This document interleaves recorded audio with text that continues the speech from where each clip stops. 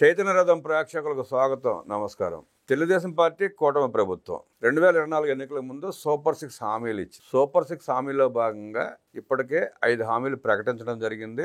6వ హామీ మహిళలకు ఆంధ్రప్రదేశ్ రాష్ట్రంలో ఉచిత బస్ ప్రయాణం ఆగస్టు 15 నుంచి ప్రారంభించబోతున్నారు.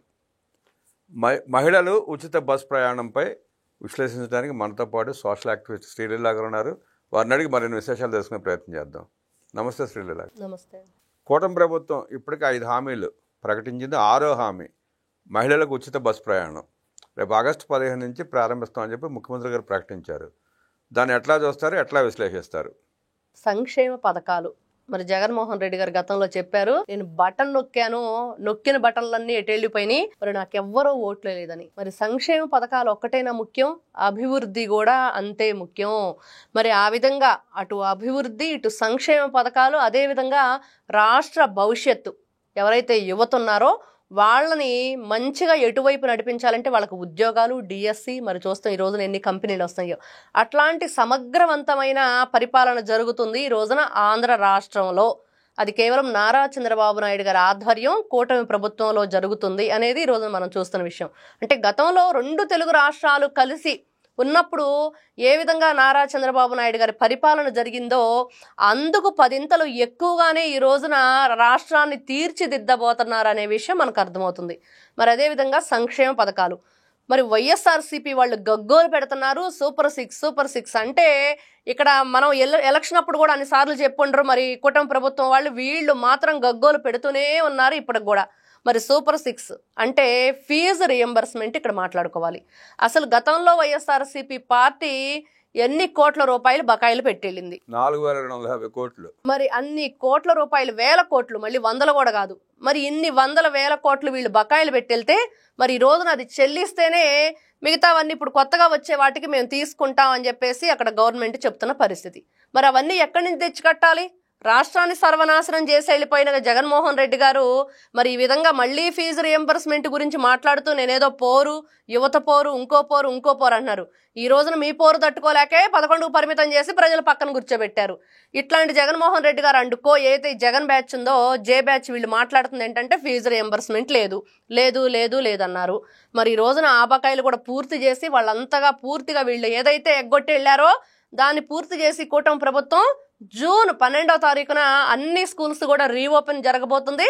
మరి నెక్స్ట్ అకాడమిక్ ఇయర్కి ఖచ్చితంగా వాళ్ళ అకౌంట్లో ఏదైతే ఉందో అది మాత్రం విద్యా దీవెన అనేది రాబోతుంది. ఎంతమంది పిల్లలు ఉంటే అంతమంది. మరి జగన్మోహన్ రెడ్డి గారి హయాంలో ఎంతమంది ఉంటే అంతమంది ఉన్నారు, కొంతమందికి ఇచ్చారు, మరి వాళ్ళు చెప్పిన అంతమందికి ఇవ్వలేదు. జగన్మోహన్ రెడ్డి ఇంట్లో ఎంతమంది ఉంటే అంతమందికి ఇస్తా అన్నాడు, ఒక విద్యార్థికి ఇచ్చాడు. ఆ ఒక్క విద్యార్థి కూడా సుమారు 8 లక్షలు 9 లక్షల మంది తగ్గించారు.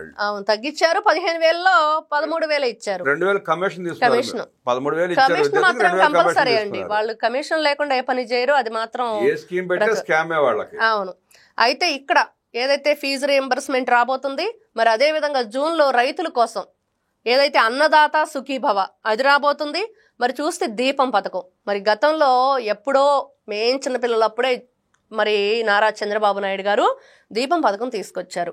అప్పట్లో ఎంతమంది ఆ కట్టెల పొయ్యిలో ఇబ్బంది పడుతూ, మరి అప్పట్లో ఎవరికి కూడా పెద్దగా, ఇప్పుడంటే అన్ని రకాల సౌకర్యాలు వచ్చాయి కానీ ఒకప్పుడు అవన్నీ ఉండే కాదు, చాలా ఇబ్బంది పడుతూ ఉండేవాళ్ళు. ఆ టైంలో ప్రతి ఒక్కరికి కూడా ఆపన్న హస్తం చంద్రబాబు నాయుడు గారు అందించింది ఏంటంటే మరి దీపం పథకంతో ఎవరైతే వీళ్ళు డ్వాక్రా మహిళలు మరి వాళ్ళు డబ్బు దాచుకోవటం, మరి వాళ్ళు ఆ డబ్బు కూడబెట్టుకోవటం, దానికోసం వాళ్ళు ఏ విధంగా చంద్రబాబు నాయుడు గారు సహాయ సహకారాలు మనం చూసాం.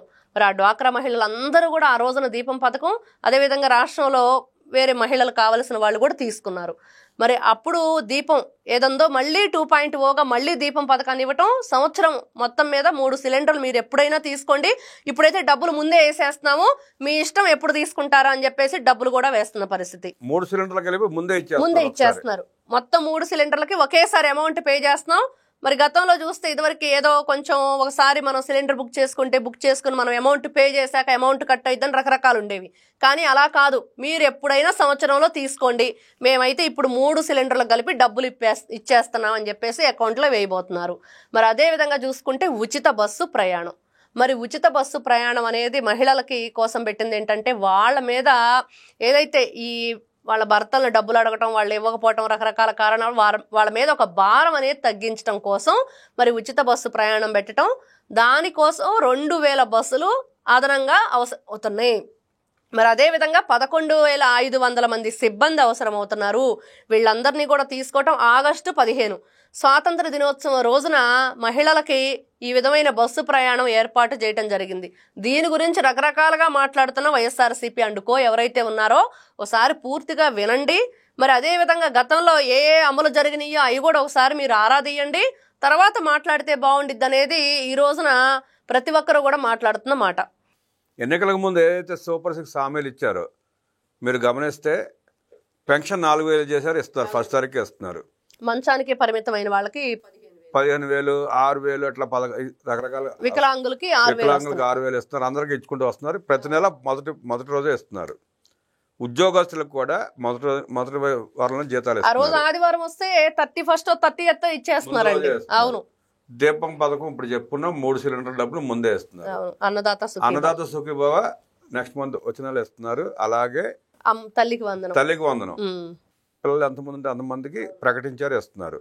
ఆఖరిది ఉచిత బస్ ప్రయాణం, మహిళలకు ఉచిత బస్ ప్రయాణం, ఇది కూడా ఆగస్టు 15 ప్రకటించారు, అయిపోతుంది. దాంతోపాటు మీకు 2,000 బస్సులు అవసరం అన్నారు. 11,000 చిల్లర ఉద్యోగాలు కొత్తగా కల్పించబోతున్నారు. కూటమి ప్రభుత్వం ఇన్ని సంక్షేమ కార్యక్రమాలతో పాటు అభివృద్ధి కార్యక్రమాలు కూడా చేసుకుంటూ వెళతా ఉంటే వైఎస్ఆర్ కాంగ్రెస్ పార్టీ ఓర్చుకోలేక కడుపు మంటతో ఇంకా విమర్శలు చేయడానికి ఎట్లా చూస్తారు? కళ్ళు మంట, కళ్ళల్లో నిప్పులు పోసుకుంటున్నారు, చూడలేకపోతున్నారు. మేము ఏ విధంగా పరిపాలన చేసాం, మాకంటే ఇంకా ఘోరంగా చేస్తే మేము చూస్తూ ఉంటాం, కానీ మాకంటే అసలు మాకు మీకు తేడా లేకుండా మీ రూటే సపరేట్ అన్నట్లు కూటమి ప్రభుత్వం చేస్తుంది. మరి కాబట్టి వైఎస్ఆర్సీపీ పార్టీ ఏదైతే ఉందో అది మరి గతంలో 5 సంవత్సరాలు ఏ విధమైన పరిపాలన చేసింది?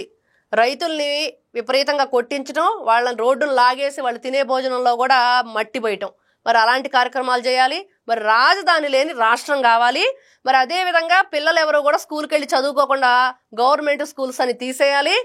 అన్నిటికంటే ముఖ్యమైనది ఏంటంటే యువతకి ఉద్యోగాలు వద్దు, డిఎస్సి వేయము, ఏపీఎస్సి పేపర్లో డ్రైవర్ల భార్యల చేత దిద్దించాలి.